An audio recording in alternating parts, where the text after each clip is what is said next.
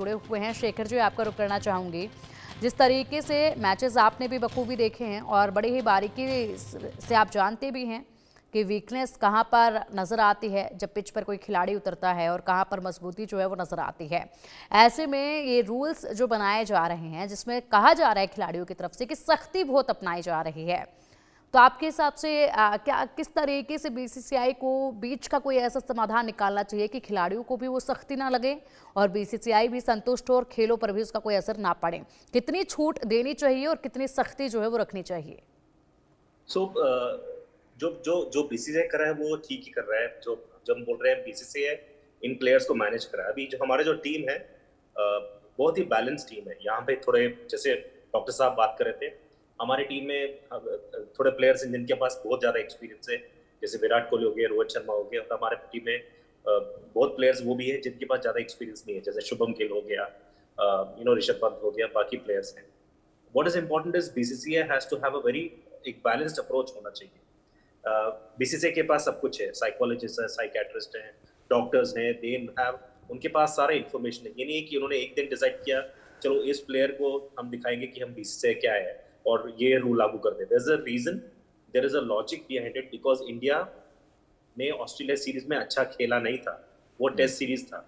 अभी जो हम बात करें इंडिया की चैंपियंस ट्रॉफी में अच्छा खेला है, बट अभी आईपीएल शुरू हो जाएगा, आईपीएल के बाद टेस्ट सीरीज शुरू हो जाएगा, उसमें क्या गारंटी कि इंडिया अच्छा खेलेगा वहां पे। The whole reason for BCCI is coming into picture is because indiscipline है, बिकॉज प्लेयर्स परफॉर्म नहीं कर रहे थे, उनको लग रहा था कि फैमिली इन्फ्लुएंस हो रहा है। यहाँ पे एक बैलेंस चाहिए, balanced, there should be a balanced decision which is not a decision made in anger. गुस्से में डिसीजन नहीं लेना चाहिए। डिसीजन जो शेखर है जी, कितने बहुत ही कितने बैलेंस्ड वक्त अप्रोच है। के लिए परिवार को साथ रहने की अनुमति दे देनी चाहिए अगर टूर काफी लंबा है तो? आई थिंक अराउंड 10 या 11 दिन, अगर जैसे 2 महीने का टूर हो, 10 या यानी कि 11 दिन दोनों में बीसीसीआई चाहिए। ने जो अभी नियम बनाए हैं उससे आप संतुष्ट है, क्योंकि उसमें भी लगभग यही टाइम जो है वो दिया गया है।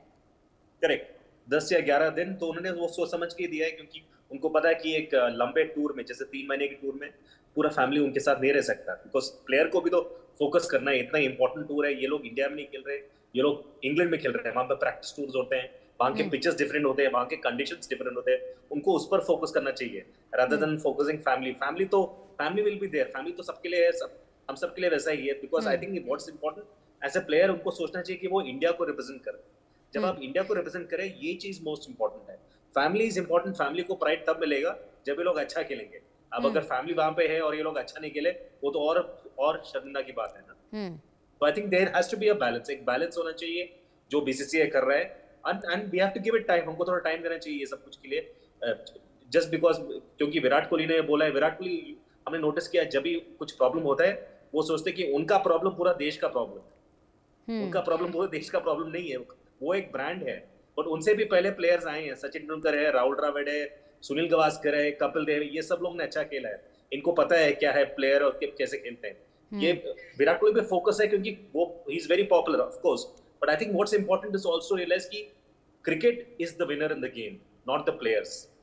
cricket is important, cricket should be played in the right spirit, players important hai, players are very important, we should take care of the players, but we should also know when we should draw the line, and that's where जो BCCI कर रहा है वो ठीक ही कर रहा है। Because यहाँ पे अगर आप बोल रहे हो लंबा टूर है, उसमें एटलीस्ट 10-11 दिन family should be there, but ये नहीं कि जो प्लेयर बोले वही सब कुछ सीखें। एंड जैसे डॉक्टर साहब बोल रहे थे, because then it becomes very demanding, फिर ऐसा लगता है कि वही जीतेंगे, सब कुछ वही बोलेंगे, तो फिर बीसीसीआई का फायदा क्या है, फिर वैल्यू क्या है फिर उसका as an organization in managing players।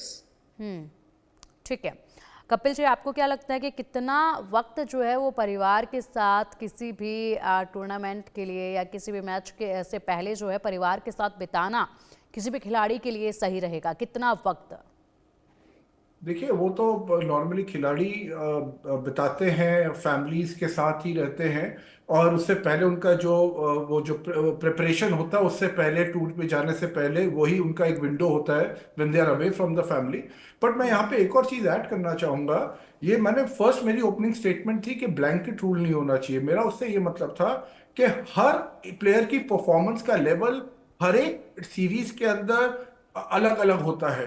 तो बीसीसीआई को मेरा जो सजेशन ये रहेगा, क्योंकि उनके पास स्पोर्ट्स साइकोलॉजिस्ट भी होते हैं, और पूरी टीम होती है, तो वहां पे अगर उनको लगता है किसी एक प्लेयर को for next 10 days 5 days family support की जरूरत है, तो वो वहां पे बुला सकते हैं।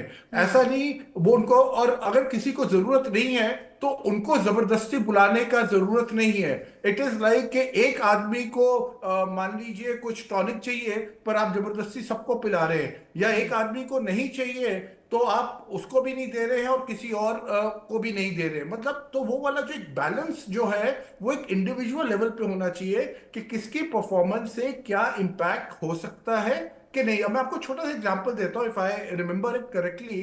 आपको याद होगा Ravinder Ashwin, when he was playing, his mother became unwell, और मेरे ख्याल से बीसीसीआई ने इनके लिए चार्टर्ड प्लेन करके इनको ओवरनाइट चेन्नई भेजा, and he stayed home, he looked after his mother, और एक दिन बाद ही वाज बैक। अब इतना छोटा सा, इतना सेंसिटिव स्टेप की वजह से पूरी टीम का मोटिवेशन बढ़ गया था।